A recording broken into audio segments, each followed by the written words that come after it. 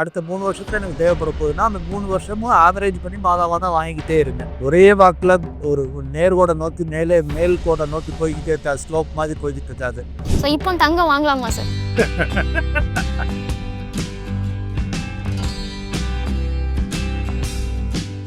தங்கம் விலை இந்தியாவில் பயங்கரமா உயர்வு இருக்கிறத பார்க்க முடியுது. கிட்டத்தட்ட 7,900 கடந்து 1 கிராம் தங்கம் விற்பனை ஆயிட்டு இருக்கு. ஸோ இந்தியாவில் கோல்டு மார்க்கெட் எப்படி இருக்கு? இது ஏதாவது ஒரு பர்டிகுலர் ட்ரெண்டை ஃபாலோ பண்ணுதா? அதை எப்படி புரிஞ்சுக்கிறது சார்? இந்தியாவுக்காக தனி ட்ரெண்ட் கிடையாது. இது உலகளாவிய மெட்டல், உலோகம். ஸோ அதனால கோல்டு வந்து இன்டர்நேஷனல் ட்ரெண்ட்ஸை வச்சு அப்கோர்ஸ் இந்தியன் எக்கானமியை அஃபெக்ட் பண்ணலாம். That is different. பட் ஆனால் உலகளாவிய ட்ரெண்ட்ஸை வச்சு தான் அது போய்கிட்டு இருக்குது. ஏற்கனவே பல காரணங்கள் இருந்தாலும் சமீபத்தில் வந்தது வந்து இந்த ட்ரேட் வார். அமெரிக்கா அதிபர் வந்து உண்டாகி இருக்கிற நாங்கள் டரிஃப்ஸ் இவ்வளவு போடுவோம், இம்போர்ட்டுக்கு இவ்வளவு 25% போடுவோம், 10% போடுவோம். மெக்சிகோ, சைனா, கனடா, இது மாதிரி பல நாடுகளில் போட்டுக்கிட்டு இருக்காரு. ப்ராப்ளி இந்தியாவுக்கும் நாங்கள் போடுவோம்னு சொல்லியிருக்காரு. ஸோ அது வந்து ஒரு ஆடட் ஃபேக்டராக மாறி இருக்கு. இப்போ புது ஃபேக்டராக மாறி இருக்கு.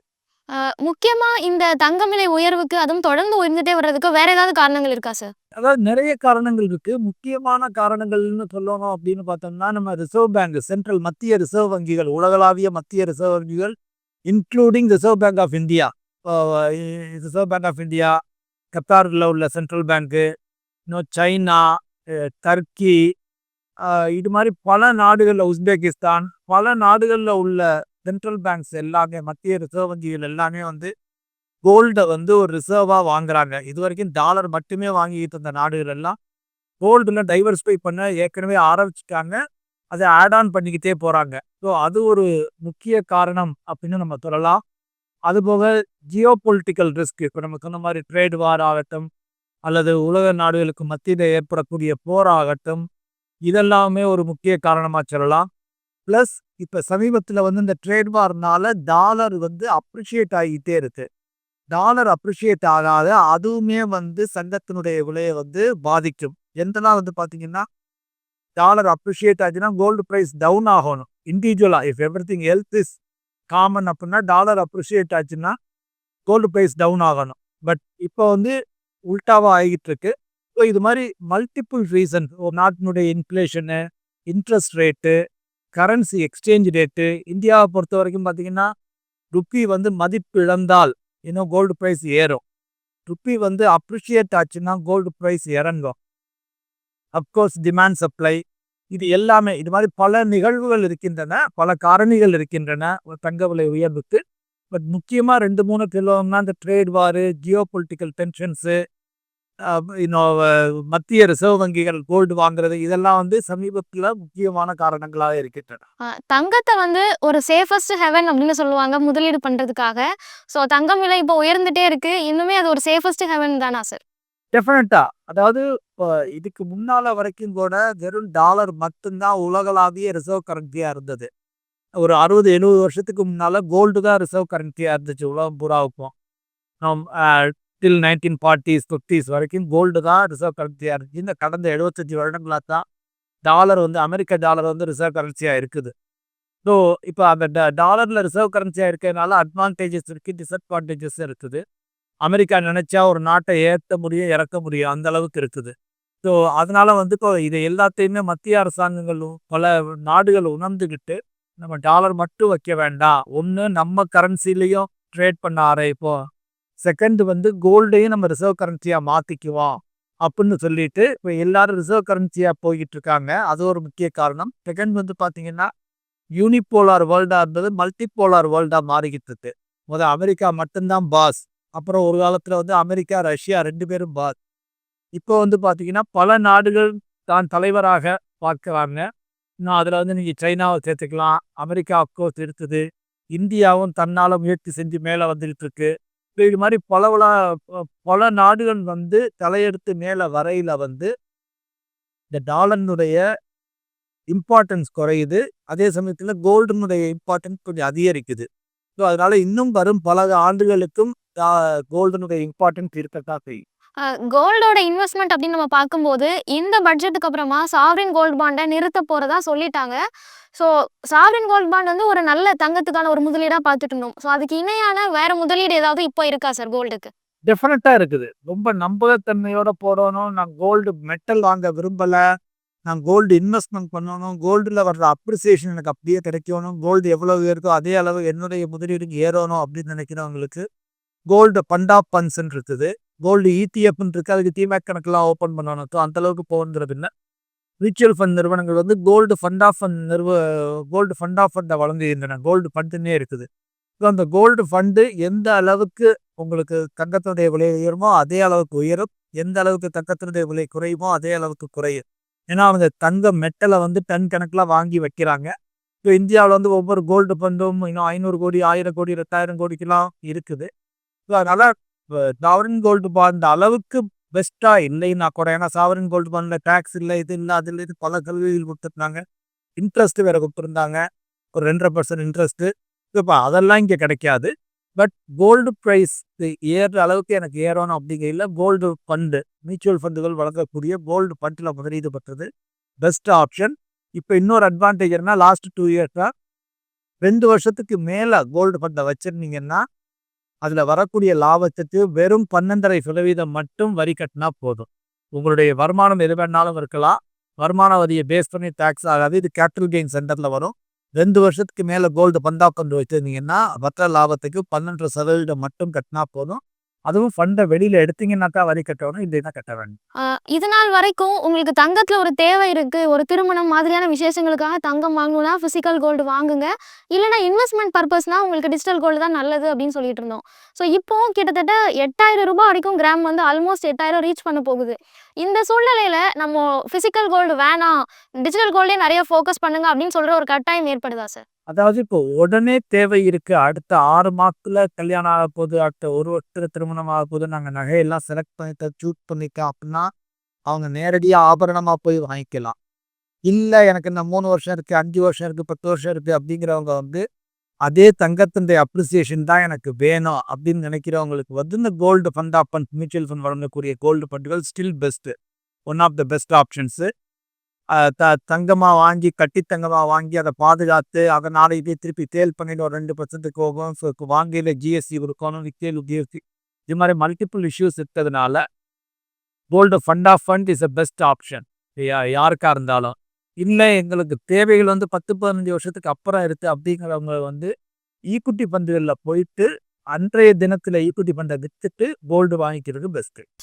தங்கம் முதலீடை பொறுத்த வரைக்கும் இப்போ இவ்வளோ நாள் நம்ம ஒரு பேட்டர்னை ஃபாலோ பண்ணியிருப்போம். ஸோ தங்கம் விலை கூடுது அப்படிங்கிறதுக்காக நம்ம வேற ஏதாவது புதுசாக ஸ்டெப்ஸ் எல்லாம் எடுக்கணுமா, இல்லை நார்மலாக இப்போ எப்படி சேர்த்துட்டு இருக்கோமோ அதே மாதிரி சேர்க்கலாமா சார்? ஜென்ரலாக வந்து அதாவது தங்கம் தேவை உள்ளவர்கள் அதற்கு தக்கன வாங்கிக்கலாம். எனக்கு இப்போ கட்டாயம் தேவை, 5 பவுன் தேவை, 2 பவுன் தேவை, 10 பவுன் தேவைன்னா அவங்க அதை போய் கட்டாயம் தேவைன்னா வாங்கத்தான் வேணும், வேற வழி இல்லை. பட் நான் ஒரு இன்வெஸ்ட்மெண்ட்டுக்காக தான் கோல்டை போடுறேன் அப்படின்னு நினைக்கிறவங்க வந்து ஒரு 5%, 10%, ஒரு 10,000 ரூபா நான் முதலீடு பண்ணுறேன் அப்படின்னா அதில் ஒரு 500 ரூபாயோ 1000 ரூபாயோ அதிகபட்சமாக 2000 ரூபாயோ தங்கத்தில் முதலீடு செஞ்சுக்கலாம் டைவர்சிஃபிகேஷன் பர்பஸ்க்காக. அதர் தேன் தட் அதை வந்து இப்போ ஏறுதுங்கிறதுக்கான அதிகமாக போய் 10,000 5,000 தங்கத்தில் போடுறேன் அப்படிங்கிற அவசியம் கிடையாது. ஈக்குட்டி ஃபண்டுகள் வந்து நீண்ட காலத்தில் அதை விட அதிகமான வருமானத்தை தந்துடும். அதனால வந்து எந்த அளவு சேமிக்கிறோமோ அதே ப்ரொப்போர்ஷனில் சேர்த்துட்டு வந்தாங்கன்னாவே போதும். எந்த ஒரு முதலீடு நம்ம செய்கிறதா இருந்தாலும் அது இன்ஃப்ளேஷனை எப்படி பீட் பண்ணுது அப்படிங்கிறத தான் கவனிப்போம். ஸோ அந்த வகையில் கோல்டு இன்வெஸ்ட்மெண்ட் இன்ஃப்ளேஷனை பீட் பண்ணுமா சார்? இந்தியாவில் டெஃபினட்டாக பீட் பண்ணிருச்சு. வெளிநாடுகளில் நமக்கு அந்த அளவுக்கு சொல்ல முடியாட்டியும் இந்தியாவை பொறுத்த வரைக்கும் கடந்த ஒரு 5 வருடங்கள், கடந்த 10 வருடங்களில் வந்து இன்ஃப்ளேஷனை நல்லா பீட் பண்ணியிருக்கு. பட் ஆனால் தங்கத்தில் என்ன புரிஞ்சுக்கோங்கன்னா சில சமயங்களில் வந்து அது நெகட்டிவ் ரிட்டர்னும் தந்திருக்கு. இந்தியாவிலையும் ஒரு 3 வருஷத்துலாம் நெகட்டிவ் ரிட்டர்ன் தந்திருக்கு. 4 வருஷம் 5 வருஷம் கழித்து நெகட்டிவ் ரிட்டர்ன், அதாவது ரிட்டர்னே இல்லாமல் இன்ஃப்ளேஷனை பீட் பண்ணாமல் வந்திருக்கு. பட் ஆனால் ஒரு நீண்ட காலத்தில் நம்ம வந்து பார்க்கையில் ஒரு 15 வருஷம் 20 வருஷம் 25 வருஷம் அப்படிலாம் பார்க்கையில் டெஃபினட்டாக இன்ஃப்ளேஷன் பீட்டிங் ரிட்டர்ன்ஸில் இந்தியாவில் கொடுத்துருக்கு. 2024 மட்டும் எடுத்துக்கிட்டோம்னா கோல்டோட ஆவரேஜ் ரிட்டர்ன்ஸ் வந்து 15%க்கும் மேலே இருக்குது அப்படின்னு சொல்கிறாங்க. ஸோ ஓவராலாக இப்போ ஒரு மியூச்சுவல் ஃபண்ட்ஸுக்கே நம்ம ஆவரேஜாக 12% தான் சொல்கிறோம். ஸோ கம்பேரிட்டிவ்லி மியூச்சுவல் ஃபண்ட்ஸை விட கோல்டு ஒரு சிறந்த முதலீடுன்னு புரிஞ்சுக்கலாமா? அதாவது மியூச்சுவல் ஃபண்டுகள், ஈக்குட்டி மியூச்சுவல் ஃபண்டுகள் வந்து லாங்கர் டேர்மில் வந்து பார்த்தீங்கன்னா கோல்டை விட பீட் பண்ணியிருக்கு. எந்த குறுகிய காலத்துல எடுத்துக்கிட்டோம்னா, ஒரு சமயத்துல ஒரு குறுகிய காலத்துல ஒரு 3 வருஷத்துலயோ, 5 வருஷத்துலயோ வந்து கோல்டு பீட் பண்ணும். இன்னொரு 3 to 5 இயர்ஸ்ல ஈக்விட்டி பீட் பண்ணும். இன்னொரு 3 to 5 இயர்ஸ்ல ரியல் எஸ்டேட் பீட் பண்ணும். பட் ஆனா, ஒரு நீண்ட காலம் கன்டினியூஸா எனக்கு எது இருக்கிறது பெஸ்ட் ஆப்ஷன் எது அப்படின்னா, equity mutual fund better option. அதுல அலோகேஷன் அதிகமா வச்சுக்கோங்க. கோல்டுல கொஞ்சம் அலோகேஷன் குறைவா வச்சுக்கோங்க. அதைத்தான் நம்ம சொல்றோம். ஒரு லார்ஜ் அலோகேஷன் வந்து ஈக்விட்டி பந்துகளுக்கு போகட்டும். குறைவான அலோகேஷன் வந்து கோல்டுக்கு போகட்டும். குறைவான அலோகேஷன் அப்படின்னு சொல்லிட்டீங்க. ஸோ ஆவரேஜா ஒரு போர்ட்ஃபோலியோல எத்தனை சதவீதம் இருக்கலாம் சார்? ஜென்ரலா ஒரு 5 to 10% in general enough. Retail இன்வெஸ்டரா இருந்து எனக்கு ரொம்ப கோல்டு பிடிக்கும்னாங்கன்னா, அதிகபட்சம் ஒரு 15 to 20% குறைக்கலாம். அதுக்கு மேல அலோகேஷன் பண்ணணுங்கிற தேவை கிடையாது. ஆனா நம்ம கண் கூட பார்க்குறோம் கோல்டோட விலை அதிகமாயிட்டே இருக்கு. அப்படி இருக்கும்போது ஒரு 20க்குள்ளேயே நிறுத்திடுங்க அப்படின்னு சொல்றதுக்கு என்ன காரணம் சார்? ஜென்ரலா வந்து என்னன்னு பார்த்தீங்கன்னா, இப்ப நாளைக்கு என்ன நடக்கும்ங்கிறது யாருக்கும் தெரியாது. இப்ப கடந்த காலத்துல போயிட்டு வச்சு செல்றோம். கோல்டுக்குமே ஒரு சைக்கிள் இருக்கு. ஒரு அப் சைக்கிள் இருக்கு. அப்புறம் ஒரு டவுன் சைக்கிள் இருக்கு. அந்த டவுன் சைக்கிளும் போது போய் மக்கள் கொஞ்சம் அதிகமா வாங்கிக்கலாம். அப் சைக்கிள்ல இருக்கையில வந்து அதிகமா வாங்கணுங்கிற அவசியம் கிடையாது. இது ஜென்ரலா என்ன சொல்லுவாங்க, எந்த முதலீட்டுக்குமே வந்து அந்த சொத்து வகை வந்து மலிவான விலையில கிடைக்கையில, அதாவது நெகட்டிவ் ரிட்டர்ன்ஸ் இருக்கையில வாங்கணும். நல்ல ஹை பாசிட்டிவ் ரிட்டர்ன்ஸ் வரையில ஒரு பீரியட்ல நம்ம வித்துட்டு வரணும் அப்படின்னு சொல்லுவோம் ஜென்ரலா. ஸோ அதுதான் கோல்டுக்குமே. ஏன்னா ஒரு குறிப்பிட்ட காலங்கள்ல வந்து பார்த்தீங்கன்னா, இப்ப 2015லேருந்து 2018 வரைக்கும், 2019 வரைக்கும்லாம் வந்து பார்த்தீங்கன்னா, கோல்டு வந்து ரொம்ப டவுன்ல போயிட்டு இருந்துச்சு. அப்போ டாலர்ல சொல்லணும் அப்படின்னு வந்து பார்த்தீங்கன்னா, செப்டம்பர் 2011ல ஒரு அவுன்ஸ் வந்து $1900 இருந்துச்சு. அதே இது ஒரு 4 வருஷம் கழிச்சு டிசம்பர் 2015ல $1050 பர் அவுன்ஸ் வந்துச்சு. கிட்டத்தட்ட 50% correction in gold prices internationally. அப்புறம் 2015லேருந்து 18 வரைக்கும் கோல்டு உலாத்திக்கிட்டே இருந்துச்சு. 2020ல திருப்பி இந்த கொரோனா வந்ததுக்கப்புறம் $1050லேருந்து அப்புறம் ஒரு 1600, 1700, 1300 வந்து 1300லேருந்து கிட்டத்தட்ட $2000 போச்சு. அதுக்கப்புறம் 2500, இப்போ 2600, 700 அந்த ரேஞ்சில் பார்த்துக்கிட்டு இருக்கோம். ஸோ கோல்டுக்குமே வந்து இட் ஹேஸ் அ சைக்கிள். இந்தியாவில் வந்து நமக்கு அது பெரிதா தெரியலை. விலை குறைஞ்ச மாதிரி தெரியல. மெயின் ரீசன் வந்து நம்மளுடைய ரூபாய் வந்து டாலருக்கு அகைன்ஸ்டா டிப்ரிஷியேட் ஆயிருச்சு. மதிப்பு குறைந்து விட்டது. ஸோ அதனால வந்து நமக்கு தன்னை இறங்கின மாதிரி தெரியல. ஒரே இடத்துல இருந்த மாதிரியே நமக்கு ஒரு ஃபீலிங் இருக்கும். அதுதான் இப்போ சமீபத்தில் வந்தவங்களுக்கு. கடந்த காலங்கள்ல எல்லாம் நல்லாவே இந்தியாவிலேயே குறைஞ்சிருச்சு, ஏறாம இருந்திருக்கு. ஸோ அதனால இப்போ ஏறுதேன்னு போய் எல்லா பணத்தையும் தங்கத்துல போட வேண்டாம். நீங்க சொன்னது தான் சார் நானும் இப்போ கேட்கணும்னு நினைச்சேன். ஏன்னா தங்கத்த பத்தி நம்ம என்ன பேசினாலும் முதலீட்டாளர்களுக்கு இருக்கிறது, இப்போ போய் நான் தங்கம் வாங்கலாமா, வாங்கக்கூடாதாங்கிற டவுட் இருக்கும். ஸோ இப்போ தங்கம் வாங்கலாமா சார்? அதாவது டெஃபினட்டா தேவை இருக்கவங்க அவாய்டே பண்ண முடியாது. இந்த நாளை கல்யாணம், காது குத்து இருக்கு, இன்னும் சடங்கு இருக்கு அப்படிங்கிறவங்க வாங்கித்தான் ஆகணும். அவங்க வேற வழியே இல்லை. இப்போ நம்ம பேசுறதெல்லாம் அடுத்த ஒரு 2 வருஷம், 3 வருஷம், 5 வருஷம், 10 வருஷம் அவங்க வந்து கொஞ்சம் கிராஜுவலாக வாங்கிக்கலாம். பெஸ்ட் மெத்தட் வந்து ஆவரேஜ் பண்ணிக்கிறது. அடுத்த 3 வருஷத்துல எனக்கு தேவைப்பட போகுதுன்னா அந்த 3 வருஷமும் ஆவரேஜ் பண்ணி மாதம் வாங்கிட்டே இருங்க, தப்பு இல்லை. ஏன்னா இதுக்குள்ள ஒருக்கா ஏறும், ஒருக்கா இறங்கும், டெஃபினட்டா நடக்கும். கண்டினியூஸா ஒரே வாக்குல ஒரு நேர்கோடை நோக்கி மேல் கோடை நோக்கி போய்கிட்டே இருக்காது, ஸ்லோப் மாதிரி போய்கிட்டு இருக்காது. ஸோ அதனால வந்து கிராஜுவலா வாங்கிக்கிறது வந்து ரிஸ்கை குறைக்கும். மேலும் ஈடி தமிழ் சேனல்ல வரப்போகும் பிசினஸ் மற்றும் அது ரிலேட்டடான வீடியோவை பார்க்க உடனே கீழே இருக்க சப்ஸ்கிரைப் பட்டனை கிளிக் பண்ணுங்க.